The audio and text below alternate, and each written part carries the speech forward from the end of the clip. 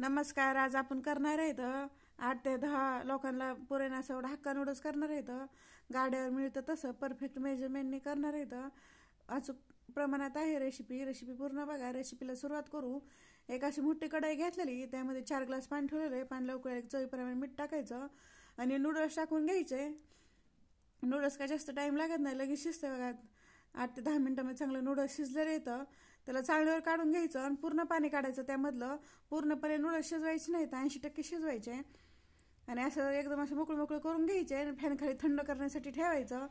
एक मोठी अशी कढई घ्यायची, अशी चांगलं हलवायला येईल तशी. 2 चमचे तेल टाकायचं आणि 10 ते 12 लसणाच्या काड्या टाकायच्या बारीक कापून. 2 ते 3 हिरव्या मिरची, आपल्याला जसं स्पायसी करायचं तसं मिरच्या टाकायच्या. आणि त्यामध्ये मिडियम साईजचे 2 कांदे टाकले आहेत उभे कापून. त्याला कलर चेंज करायचा नाही, फक्त मऊ करून घ्यायचं. कांदा मऊ झाला, कच्चापणा गेला की लगेच 2 मिडियम साईजच्या शिमला मिरची घेतल्या, अशा उभ्या कापून घ्यायच्या.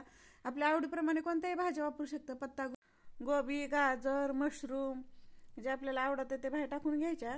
हे नूडल्स एकदम थंड झालेले आहेत, ते टाकून घ्यायचे. 2 चमचे टमॅटो सॉस, 2 चमचे ग्रीन चिली सॉस टाकलेला आहे, 2 चमचे रेड चिली सॉस, 2 चमचे डार्क सॉस टाकलेले. डार्क सॉस आपल्याला जसं डार्क नूडल्स करायचं तसं टाकायचं. आपण घरी म्हणलं की जास्त एवढं काही सॉसेस वापरत नाहीये. त्याला चांगलं मिक्स करून घ्यायचं, हलक्या हाताने मिक्स करायचं. त्यामुळे छोटा चमचा काळी मिरी पावडर टाकायची. काळी मिरी पावडर खूप छान असं नूडल्स लागतात. आणि ते टाकून असं हलक्या हाताने मिक्स करून घ्यायचे. जास्त असं जोर लावून मिक्स करायचं नाही, कारण तुकडे होते त्याचे. असं हलक्या हाताने मिक्स करून झाले वगैरे छान असं नूडल्स तयार झाले. झटकीपट होत आहे, कोणी करू शके. इतक्या सोप्या पद्धतीने आपण घरी करायचं म्हणलं की आपल्या आवडीप्रमाणे भाज्या वापरू शकतो किंवा सॉस वापरू शकतो. जसं पाहिजे तसं आपण जे गाड्यावर नूडल्स खातो त्यामध्ये भरपूर असं सॉस वापरलं असतं. तुम्हाला जाऊन डार्क कलर पाहिजे असं तर डार्क सोया सॉस टाकायचा, डार्क कलर येते. हे चांगलं मिक्स करून घ्यायचं. थोडीशी कांद्याची पात टाकून पण चांगलं मिक्स करून घ्यायचं. कांद्याची पात शेवटला टाकायची, म्हणजे खूप छान असं टेस्ट येते. हलक्या हाताने सगळं चांगलं मिक्स झालेलं आहे.